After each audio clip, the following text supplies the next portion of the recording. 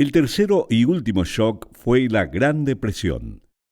Las autoridades monetarias decidieron nuevamente salir de las reglas básicas del modelo. Se suspendió la convertibilidad en diciembre de 1929. La Argentina entró a operar bajo un tipo de cambio flotante hasta octubre de 1931, cuando introdujo por primera vez el control de cambios, pasando a una segunda etapa en noviembre de 1933. Además, en abril de 1931, la Caja fue autorizada a emitir teniendo como contrapartida los redescuentos, y en mayo de 1932 fue autorizada a emitir teniendo como contrapartida títulos públicos nacionales provenientes del empréstito patriótico. La balanza de pagos mostró dos grandes picos invertidos. El primero en 1929, como consecuencia del crack de la Bolsa de Nueva York, y el segundo en 1931, debido a la salida de Gran Bretaña del patrón oro.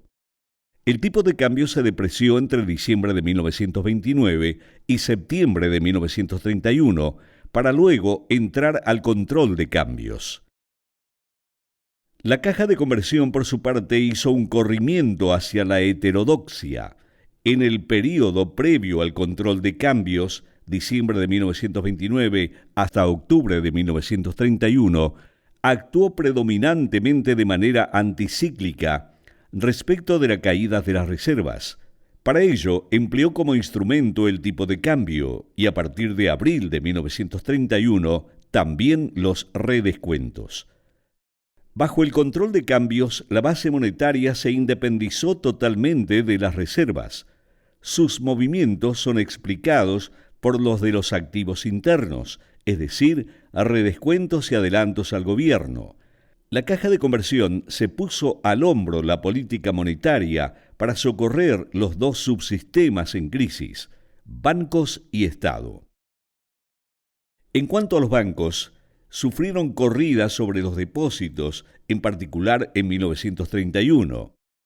Asimismo, los depósitos en términos reales fueron cayendo hasta 1932. El ratio reservas a depósitos del Banco Nación alcanzó un nivel promedio del 15%, el más bajo de todos los periodos. El ratio del resto de los bancos fue del 23% promedio, ocultando una alta proporción de redescuento en el total de reservas. Dicha proporción fue del 41% en 1929, 61% en 1931 y 70% en 1934.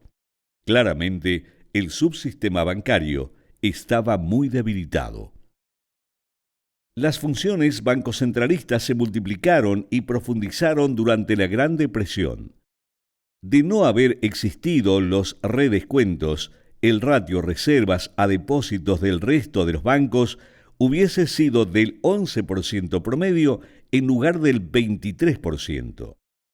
En 1929 y 1930, los recursos provinieron del propio Banco Nación. A partir de 1931, la Caja de Conversión comenzó a emitir para ese propósito, poniéndose al hombro dicha tarea. En cuanto al Estado, la asistencia financiera proporcionada por el propio banco se profundizó, pero lamentablemente no alcanzó. De ahí que la Caja salió a emitir a partir de 1932, teniendo como contrapartida los títulos públicos nacionales.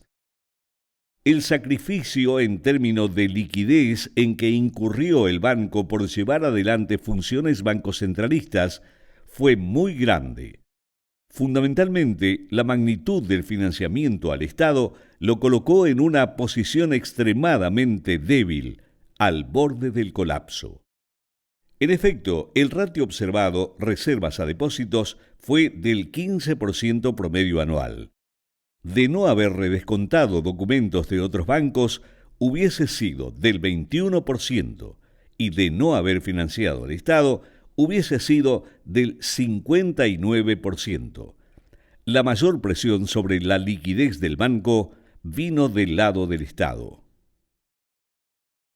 En síntesis, las transformaciones que sufrió el sistema de caja de conversión en la Gran Depresión fueron muchas.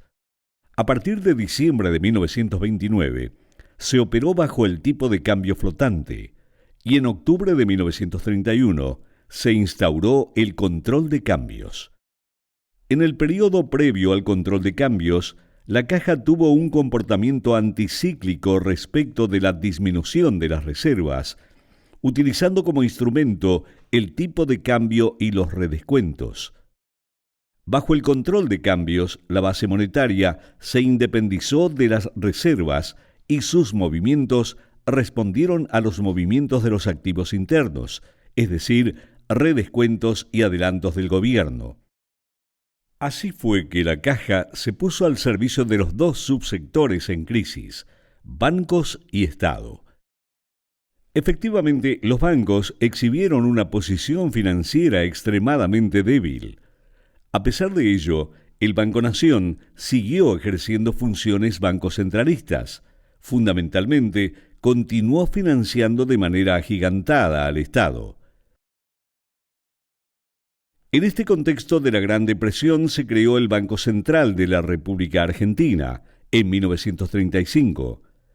El ministro de Hacienda, Federico Pinedo, se refirió a ello expresando: causas más poderosas que la voluntad de los gobernantes del país habían trastornado el sistema de la caja de conversión y aconsejado la creación del Banco Central para reunir, poner en orden y dar su máxima eficacia a los distintos elementos dispersos de nuestra estructura monetaria.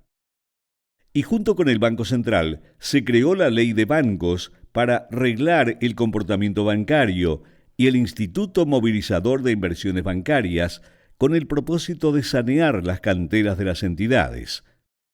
Finalmente, en palabras de Díaz Alejandro, debemos señalar que, en el caso argentino, es imprescindible examinar el pasado en busca de indicios sobre las dificultades recientes. En concordancia con ello, una enseñanza que nos deja la presente investigación es que para el caso argentino, solo de manera excepcional pueden seguirse reglas monetarias. Solo de manera excepcional puede prescindirse de un organismo que cumpla la función de prestamista de última instancia y, fundamentalmente, solo de manera excepcional puede pensarse en un Estado que no presione para obtener recursos del sistema financiero.